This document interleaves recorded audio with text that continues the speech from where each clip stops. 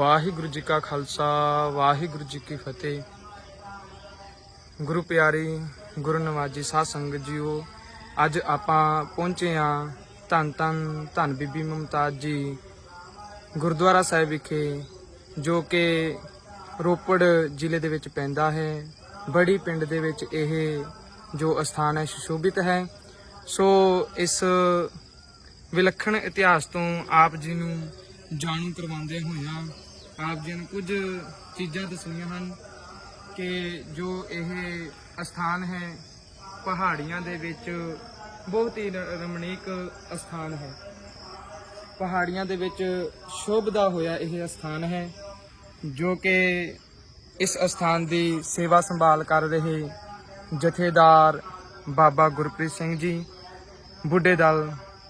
सो इत्थों के इतिहास तो आप जी नूं जाणू करवाते हुए दसदे हाँ कि जद धन धन धन श्री गुरु गोबिंद सिंह महाराज जी 1760 ईस्वी विच आनंदपुर साहिब का किला छड्डदे हन, तां उत्थों चलदियां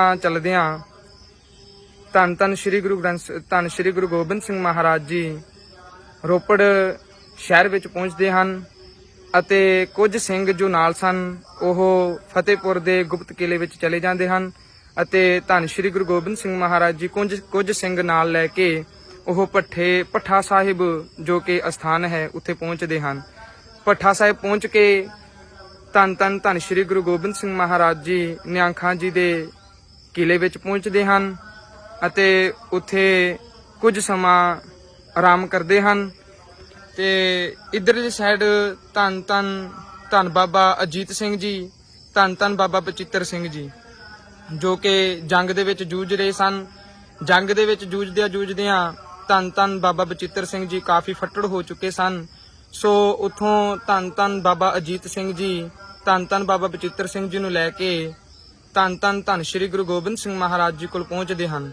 जद धन धन श्री गुरु गोबिंद सिंह महाराज जी बाबा बचित्र सिंह जी नूं देखदे हन तां देखदे हन ओह कि साडा जो सिख है बहुत ही फट्टड़ हो चुकिया है। सो धन धन श्री गुरु गोबिंद सिंह महाराज जी ने अगे नूं चाला मारना सी। सो नियांखा कोटला जी नूं धन धन श्री गुरु गोबिंद सिंह महाराज जी ने कहा कि यह साडे जिगर दा टोटा है, तुसी इसदी सेवा संभाल करनी है। सो नियांखा कोटला जी ने सत वचन कहंदियां होइयां धन श्री गुरु गोबिंद सिंह महाराज जी का हुक्म मन्निया ते धन धन श्री गुरु गोबिंद सिंह महाराज जी उत्थों चलदियां चमकौर साहिब विखे पहुंचे अते धन धन बीबी मुमताज जी धन धन बाबा बचित्र सिंह जी की सेवा विच लग गए। धन धन बीबी मुमताज जी जो कि नियांखा कोटला जी की सुपुत्री सन। सो ओह एक कमरे दे विच धन धन बाबा बचित्र सिंह जी की सेवा कर रहे हैं। इधर जो मुगल सन उन्होंने पता लग जाता है कि किले दे विच गुरु गोबिंद सिंह महाराज जी आए हुए हैं। सो उत्थे पहुंच के उन्होंने चारे पासों किले नूं घेरा पाया ते दरवाजा खड़काउणा कीता ते नियांखा कोटला जी दरवाजा खोलते हैं अते कहते हैं भी तुसी भी की लैणा है इत्थों। कहते ने कि तुहाडे कमरे दे विच तुहाडे किले दे विच गोबिंद आके लुकिया होया है, असी तुहाडे किले की तलाशी लैनी है। ते धन धन नियांखा कोटला जी कहते हैं कि कर लो तुसी।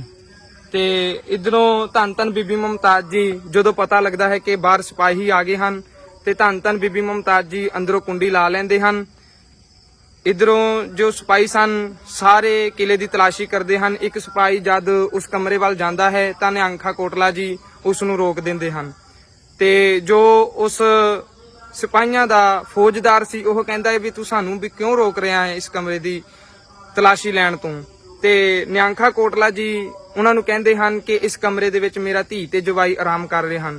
जद ही यह बोल नियांखा कोटला जी के मूँह चों निकलते हैं, इधरों धन धन बीबी मुमताज जी अंदर बैठे सुन रहे सन तां धन धन बीबी मुमताज जी ने नाल दे नाल ही धन धन बाबा बचित्र सिंह जी के चरनां नूं नमस्कार करदे हुए अपना पति परमेश्वर मान लिया। अते जो फौजदार सी ओह कहंदा मैनूं तुहाडे ते यकीन नहीं हैगा भी सानूं यकीन दिवाओ किसी तरह।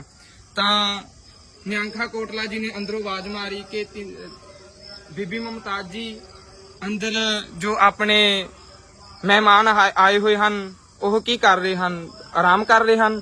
ਕਹਿੰਦੇ ਹਾਂਜੀ ਪਿਤਾ ਜੀ ਜੋ ਆਪਣੇ ਮਹਿਮਾਨ ਹਨ ਉਹ ਆਰਾਮ ਕਰ ਰਹੇ ਹਨ। ਤਾਂ ਇਧਰੋਂ ਜਦੋਂ ਫੌਜਦਾਰ ਨੇ ਉਹ ਆਵਾਜ਼ ਸੁਣੀ ਤਾਂ ਗੁਸਤਾਖੀ ਮਾਫ ਕਹਿੰਦਿਆਂ ਹੋਇਆਂ ਉੱਥੋਂ ਚਲੇ ਗਏ। ਤਾਂ ਧੰਨ ਧੰਨ ਜੋ ਬਾਬਾ ਬਚਿੱਤਰ ਸਿੰਘ ਜੀ ਸਨ ਉਹ ਸ਼ਾਮ ਤੱਕ ਅਕਾਲ ਚਲਾਣਾ ਕਰ ਜਾਂਦੇ ਹਨ। ਇਧਰੋਂ ਜੋ ਨਿਹੰਖਾ ਕੋਟਲਾ ਜੀ ਸਨ, ਕਿਉਂਕਿ ਰੋਪੜ ਸ਼ਹਿਰ ਦੇ ਵਿੱਚ ਸਿੱਖ ਨੂੰ ਲੱਭਣਾ ਬਹੁਤ ਹੀ ਮੁਸ਼ਕਿਲ ਸੀ ਜਦ ਇਤਨਾ ਕਹਿਰ ਵਰਤ ਰਿਹਾ ਸੀ, ਤਾਂ ਨਿਹੰਖਾ ਕੋਟਲਾ ਜੀ ਨੇ ਕਿਸੇ ਨਾ ਕਿਸੇ ਤਰ੍ਹਾਂ ਦੋ ਸਿੰਘਾਂ ਨੂੰ ਬੁਲਾ ਕੇ ਉਸੇ ਕਮਰੇ ਦੇ ਵਿੱਚ, ਜਿਸ ਕਮਰੇ ਦੇ ਵਿੱਚ ਧੰਨ ਧੰਨ ਬੀਬੀ ਮੁਮਤਾਜ਼ ਜੀ, ਧੰਨ ਧੰਨ ਬਾਬਾ ਬਚਿੱਤਰ ਸਿੰਘ ਜੀ ਦੀ ਸੇਵਾ ਕਰ ਰਹੇ ਸਨ, ਉਸੇ ਕਮਰੇ ਦੇ ਵਿੱਚ ਦੋ ਸਿੰਘਾਂ ਨੂੰ ਬੁਲਾ ਕੇ ਗੁਰਮਤ ਅਨੁਸਾਰ ਧੰਨ ਧੰਨ ਬਾਬਾ ਬਚਿੱਤਰ ਸਿੰਘ ਜੀ ਦਾ ਸੰਸਕਾਰ ਕੀਤਾ ਗਿਆ। ਕੁਝ ਸਮਾਂ ਪੈਣ ਤੋਂ ਬਾਅਦ ਧੰਨ ਧੰਨ ਬੀਬੀ ਮੁਮਤਾਜ਼ ਜੀ ਦੇ, ਕਿਉਂਕਿ ਜੋ ਮੁਸਲਮਾਨ ਪਰਿਵਾਰ ਹੁੰਦੇ ਹਨ ਇਹ ਆਪਣੇ ਜੋ ਬੱਚਿਆਂ ਦਾ ਛੋਟੀ ਉਮਰ ਦੇ ਵਿੱਚ ਹੀ ਰਿਸ਼ਤੇ ਕਰ ਦਿੰਦੇ ਹਨ, ਤਾਂ ਧੰਨ ਧੰਨ ਬੀਬੀ ਮੁਮਤਾਜ਼ ਜੀ 26 ਸਾਲ ਦੇ ਹੋ ਚੁੱਕੇ ਸਨ। ਤਾਂ ਉਧਰਲੀ ਸਾਈਡੋਂ ਧੰਨ ਧੰਨ ਬੀਬੀ ਮੁਮਤਾਜ਼ ਜੀ ਦੇ ਜੋ ਸਹੁਰਾ ਪਰਿਵਾਰ ਸੀ ਉਹ ਪ੍ਰੈਸ਼ਰ ਪਾਉਣ ਲੱਗ ਗਏ ਕਿ ਹੁਣ ਆਪਾਂ ਵਿਆਹ ਕਰ ਦਈਏ। ਤਾਂ ਨਿਹੰਖਾ ਕੋਟਲਾ ਜੀ ਨੇ ਧੰਨ ਧੰਨ ਬੀਬੀ ਮੁਮਤਾਜ਼ ਜੀ ਨੂੰ ਕੋਲ ਬੁਲਾ ਕੇ ਪੁੱਛਣਾ ਕੀਤਾ ਕਿ ਧੰਨ ਧੰਨ ਬੀਬੀ ਮੁਮਤਾਜ਼ ਜੀ ਵੀ ਆਪ ਜੀ ਦੇ ਜੋ ਸਹੁਰਾ ਪਰਿਵਾਰ ਹਨ ਵੀ ਉਹ ਪ੍ਰੈਸ਼ਰ ਪਾ ਰਹੇ ਹਨ ਵੀ ਆਪਾਂ ਕਿਵੇਂ ਕਰੀਏ। ਤਾਂ ਧੰਨ ਧੰਨ ਬੀਬੀ ਮੁਮਤਾਜ਼ ਜੀ ਨੇ ਅੱਗੋਂ ਜਵਾਬ ਦਿੱਤਾ ਕਿ ਨਿਹੰਖ ਪਿਤਾ ਜੀ ਵੀ ਉਸੇ ਦਿਨ ਹੀ ਮੇਰਾ ਵਿਆਹ ਹੋ ਗਿਆ ਸੀ ਜਿਸ ਦਿਨ ਤੁਸੀਂ ਜਦ ਆਪਣੇ ਸਿਪਾਹੀ ਚੜ ਕੇ ਆਏ ਸੀ ਕਿਲੇ ਦੇ ਵਿੱਚ, ਜਦ ਤੁਸੀਂ ਬਾਹਰੋਂ ਖੜ ਕੇ ਕਿਹਾ ਸੀ ਕਿ ਇਸ ਕਮਰੇ ਦੇ ਵਿੱਚ ਮੇਰਾ ਧੀ ਤੇ ਜਵਾਈ ਆਰਾਮ ਕਰ ਰਹੇ ਹਨ, ਤਾਂ ਉਸੇ ਦਿਨ ਹੀ ਮੈਂ ਆਪਣਾ ਪਤੀ ਪਰਮੇਸ਼ਰ ਮੰਨ ਲਿਆ ਸੀ। ਤਾਂ ਧੰਨ ਧੰਨ ਬੀਬੀ ਮੁਮਤਾਜ਼ ਜੀ ਨੇ ਅੱਗੋਂ ਕਿਹਾ ਕਿ ਹੁਣ ਤਾਂ ਮੈਂ ਉਸ ਅੱਲਾਹ ਤਾਲਾ ਦੀ ਜੋ ਬੰਦਗੀ ਕਰਨਾ ਚਾਹੁੰਦੀ ਹਾਂ ਤੇ ਵੀ ਮੈਨੂੰ ਕੋਈ ਇਕਾਂਤ ਜੀ ਜਗ੍ਹਾ ਤੁਸੀਂ ਲੱਭ ਦਿਓ ਤਾਂ ਜੋ ਮੈਂ ਉਸ ਅੱਲਾਹ ਤਾਲਾ ਦੀ ਬੰਦਗੀ ਕਰ ਸਕਾਂ। ਤਾਂ ਧੰਨ ਧੰਨ ਬੀਬੀ ਮੁਮਤਾਜ਼ ਜੀ ਇਸ ਸਥਾਨ ਤੇ ਪਹੁੰਚਦੇ ਹਨ ਜੋ ਨਿਹੰਖਾ ਕੋਟਲਾ ਜੀ ਦੇ, ਜੋ ਕਿ ਜਗੀਰ ਦੇ ਵਿੱਚ ਇਹ ਜਗ੍ਹਾ ਆਉਂਦੀ ਸੀ। ਤਾਂ ਨਿਹੰਖਾ ਕੋਟਲਾ ਜੀ ਨੇ ਇਸ ਜਗ੍ਹਾ ਤੇ ਖੂਹ ਵੀ ਲਵਾ ਕੇ ਦਿੱਤਾ ਧੰਨ ਧੰਨ ਬੀਬੀ ਮੁਮਤਾਜ਼ ਜੀ ਨੂੰ, ਜਿਸ ਦਾ ਕਿ ਤੁਹਾਨੂੰ ਦਰਸ਼ਨ ਵੀ ਕਰਾਏ ਜਾਣਗੇ। ਧੰਨ ਧੰਨ ਬੀਬੀ ਮੁਮਤਾਜ਼ ਜੀ ਨੇ ਇਸ ਸਥਾਨ ਤੇ 110 ਸਾਲ ਭਗਤੀ ਕੀਤੀ ਹੈ।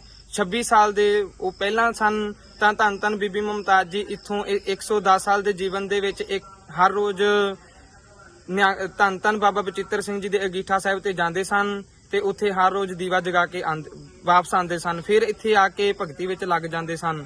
ਤਾਂ ਧੰਨ ਧੰਨ ਬੀਬੀ ਮੁਮਤਾਜ਼ ਜੀ ਨੇ ਇੱਥੇ 110 ਸਾਲ ਭਗਤੀ ਕੀਤੀ। 26 ਸਾਲ ਦੇ ਉਹ ਪਹਿਲਾਂ ਸਨ, ਤਾਂ 136 ਸਾਲ ਦੇ ਹੋ ਕੇ ਉਹਨਾਂ ਨੇ ਆਪਣਾ ਸਰੀਰ ਤਿਆਗਿਆ। ਸੋ ਆਪ ਸੰਗਤਾਂ ਨੂੰ ਵੀ ਬੇਨਤੀ ਹੈ ਕਿ ਆਪਣੇ ਪਰਿਵਾਰ ਸਮੇਤ ਇਸ ਸਥਾਨ ਦੀ ਜੋ ਦਰਸ਼ਨ ਮੇਲੇ ਕੀਤੇ ਜਾਣ, ਦਰਸ਼ਨ ਕੀਤੇ ਜਾਣ। ਵਾਹਿਗੁਰੂ ਜੀ ਕਾ ਖਾਲਸਾ, ਵਾਹਿਗੁਰੂ ਜੀ ਕੀ ਫਤਿਹ। पंजाब ਅਤੇ ਪੰਜਾਬੀਅਤ ਨਾਲ ਜੁੜਿਆ ਹਰ ਮੁੱਦਾ, ਹਰ ਖਬਰ ਨਿਰਪੱਖ ਤਰੀਕੇ ਨਾਲ ਤੁਹਾਡੇ ਤੱਕ ਪਹੁੰਚਣ ਦੀ ਕੋਸ਼ਿਸ਼ ਵਿੱਚ ਤੁਸੀਂ ਵੀ ਦੇਵੋ ਸਾਡਾ ਸਾਥ। ਤਾਂ ਹੁਣੇ ਲਾਈਕ ਕਰੋ ਸਾਡਾ ਫੇਸਬੁੱਕ ਪੇਜ, ਸਬਸਕ੍ਰਾਈਬ ਕਰੋ YouTube ਤੇ ਅਤੇ ਫੋਲੋ ਕਰੋ ਇੰਸਟਾ ਅਤੇ ਟਵਿੱਟਰ ਤੇ ਨਿਰਪੱਖ ਪੋਸਟ। ਖਬਰ ਦੀ ਨਿਰਪੱਖ ਆਵਾਜ਼ ਵਿਜ਼ਿਟ ਕਰੋ www.nirpakhpost.com।